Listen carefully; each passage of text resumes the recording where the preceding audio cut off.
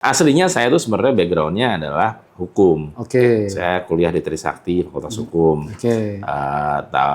Lulus tahun 98. Mm-mm. Lalu lanjut juga S2 di Australia. Tahun 2022 lulus. Gitu. Jadi terus sebenarnya background-nya sih hukum gitu. Cuman nggak tahu kenapa ya tiba-tiba dipercaya sama satu perusahaan gitu, ya diminta untuk jadi pimpinan perusahaan di situ yang bidangnya sama persis dengan yang ada di Dharma Jaya gitu. Jadi pada saat di Dharma Jaya ya nggak terlalu kaget gitu sih.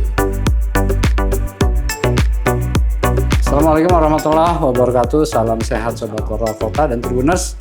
Kembali berjumpa dengan saya Dodi Hasanuddin dalam program Wawancara Eksklusif. Masih bersama Direktur Utama Perumda Dharma Jaya, Mas Raditya Endra Budiman.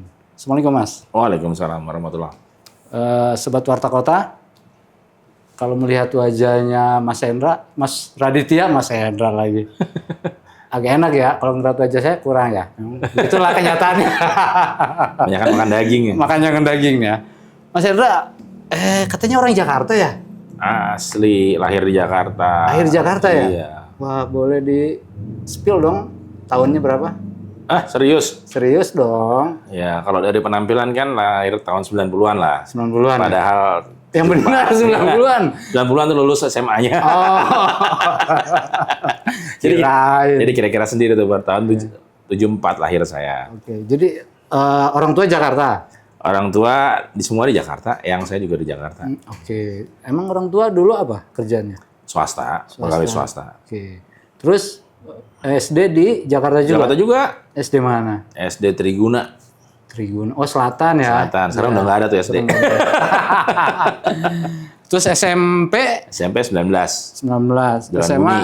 SMA 70. 70. Wah, Bulungan. orang kalau bilang 70 udah keren tuh Bulungan. Pokoknya di selatan semua lah. Nah, memang gimana sih bisa ujuk-ujuk, karena orang Jakarta ujuk-ujuk ya? Ujuk-ujuk jadi Direktur Utama Dharma Jaya. Emang dari kecilnya itu pengen jadi direktur atau gimana? Kalau pengen jadi direktur mah cita-cita semua orang ya. Tapi ini sih bejo aja sebenarnya. Aku bejo di bawah sih. Iya. Aslinya saya tuh sebenarnya background-nya adalah hukum. Oke. Saya kuliah di Trisakti, Fakultas Hukum. Oke. Lulus tahun 98. Lalu lanjut juga S2 di Australia. Tahun 2022 lulus. Gitu. Jadi terus sebenarnya background-nya sih hukum gitu. Cuman nggak tahu kenapa ya tiba-tiba dipercaya sama satu perusahaan gitu, ya diminta untuk jadi pimpinan perusahaan di situ yang bidangnya sama persis dengan yang ada di Dharma Jaya gitu. Jadi pada saat di Dharma Jaya ya nggak terlalu kaget gitu sih. Pasti nih kalau bicara dulu cita-citanya tukang insinyur, kalau nggak jadi pilot nih. Pilot bener. Udah nggak salah. Udah nggak salah ya, bener ya. Jadi dulu ada cerita. Ini boleh kan cerita ya? Boleh dong. Jadi dulu tuh kita waktu SMA kan ada beberapa orang teman-teman saya, ada 5 orang, semua nginep di rumah saya untuk tes pilot di Curug waktu itu kan. Nah, sekarang juga ya kalau nggak salah di Curug. Dari 5 itu nggak ada satupun yang lulus. Kenapa? Ya nggak tahu, saya juga mungkin kurang pinter aja kali, saya nggak lolos di pantuhirnya. Oke. Gitu. Yang lain ada yang di berarti tes pertama, tes kedua lulus ya? Begitu pantuhir nggak lulus. Semuanya tuh? Saya tanya, iya kalau yang lain nggak, ada yang di tahap ketiga udah gugur, ada yang di tahap ketiga. Tapi kalau saya di pantuhirnya. Setelah cari-cari ternyata baru ketahuan belakangan. Ternyata ibu saya nggak ngerestuin saya dari Pantes. Aduh. Jadi akhirnya ya udah nggak lulus deh. Akhirnya masuk. Kan terbang ya takut deh. Kenapa? Karena waktu dulu itu memang banyak pesawat jatuh ya, kalau nggak salah ya. Ya nggak juga sih sebenarnya, tapi ya kan ada aja. Heboh tuh ya kan. Jadi mungkin orang tua agak-agak khawatir. Iya, khawatir kali. Nah itu cita-cita jadi pilot nggak jadi, terus gimana? Ya udah, karena gagal masuk pilot, ikut dulu UMPTN ya. Ikut UMPTN, nggak lulus juga di negeri gitu. Jadi akhirnya masuknya di Sakti. Emang kalau orang tua ngarahinnya kemana? Nggak ada sih, mereka ngasih kebebasan aja. Mereka ngasih kebebasan mau kemana aja, ya kecuali pilot tadi itu. Itu hak prerogatifnya Mas Raditya. Iya. Namanya Raditya, tahu sendiri kan, namanya Raditya. Bukan disclaimer sih. Udahlah gitu deh. Jadi setelah itu Trisakti Ya, masuk kuliah di hukum, Trisakti, kenapa tuh? masuk hukum. Ya karena memang ya saya emang seneng gitu kan. Apa orang tua Nggak ada nih. Apa punya saudara-saudara pengacara hukum gitu? Enggak juga, seneng lihat film aja mengenai hukum. Makanya jadi kayaknya kok seru ya gitu.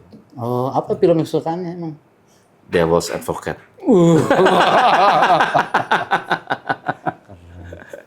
Orang film dia. Nah dari situ terinspirasi mau jadi pengacara. Iya, itulah kurang lebih. Dan sekarang pengacara. Sekarang juga agak-agak sedikit pengacara, tapi ya Bukan pengangguran pengacara. buat sapi. Oh gitu. Tapi enggak maksudnya punya lembaga advokat. Dulu saya punya kantor pengacara sendiri. Oke. Gitu. Tapi sejak gabung di sini ya sudah kita tinggalkan. Oh, sayang Jadi banget udah kita tinggalkan. Ya, jadi sekarang udah agak lupa lah. Lebih ingat potongan-potongan daging daripada pasal-pasal. Wah, saya nggak ngomong pasal-pasal lah. Beliau yang ahli pasal-pasal. Nah, ketika lulus kuliah, tuh ada keinginan untuk jadi apa gitu atau dorongan dari orang tua nggak?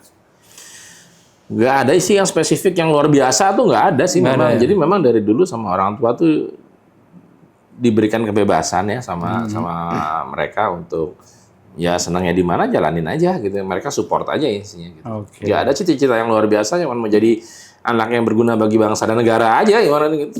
Asik-asik juga ya. Nggak ada Radit, manggilnya Radit kan? Radit. Dit, lu jadi ini kayak gitu nggak ada gitu? Nggak ada. Padahal saya dari keluarga polisi. Oh. Tapi nggak disuruh masuk polisi. Nggak disuruh masuk Akpol. Kan dari zaman dulu itu kalau nggak salah Akpol sama anggap Taruna kan? Iya. Akmil kalau nggak salah. Akabri dulu Akabri. Nah itu pada zamannya memang lagi tren. Iya. Tapi tidak tertarik ya? Nggak tertarik saya mau salah sih. Tapi Sobat Warta Kota begini-begini aktivis bos. Jadi tahun 98 beliau turut mengguncang gedung DPR. Boleh cerita nggak dulu itu gimana? Waduh, peran saya mah kecil kalau di 98 mah. Iya. Kebetulan punya teman-teman aktivis aja kan. Iya. Waktu tahun 98 waktu demonstrasi Trisakti itu kan saya kebetulan di Trisakti tahun 98 tuh udah hampir selesai lah kuliah gitu. Jadi udah banyak anggurnya gitu. Nah, terus ada rencana mau melakukan orasi tadinya, bukan demo sih sebenarnya orasi kan gitu. Orasi di kampus ya kita ikut datang lah, ikut berpartisipasi gitu karena saat itu memang dianggap memang Dulu BEM dibutuhkan. dulu bukan BEM, apa namanya? Senat. Senat Iya. enggak, saya bukan anggota Senat, saya mah mahasiswa biasa. Mahasiswa biasa. Tapi ya. zaman Senat waktu itu kan belum Iya, BEM ya. Senat, Iya, iya. Senat. Gitu. Terus. Ya udah, pada saat demo karena pada turun ke jalan ya kita ikutlah berpartisipasi menyuarakan apa yang kita rasakan saat itu kan gitu. Ya udah, alhamdulillah sampai sekarang masih ada ya. masih. Tapi sempat merasakan gas air mata nggak? Oh iya dong, Oke. iya dong, sangat ya. sangat. Yang dari helikopter Iya, sama yang langsung dari apa tuh PHA. iya kita lihat itu kan apa? Ada yang turun dari helikopter, kita jiper juga tuh. Iya. Yang tiarap aja bawaan. Oke Tribuners, nah kita tanya nih, apa pesan untuk generasi muda saat ini sehingga bisa cita-citanya tercapai? Pesannya, jangan kebanyakan main HP. Kenapa emang? Jangan-jangan curhatan pribadi misalnya. Enggak, artinya untuk teman-teman atau adik-adik yang sekarang masih kuliah atau masih sekolah gitu ya. Sekarang ini udah banyak sekali kemudahan-kemudahan yang didapatkan. Baik itu dari fasilitas maupun dari kesempatan-kesempatan itu kan banyak ya. Manfaatkan aja dengan baik. Jangan gampang menyerah gitu.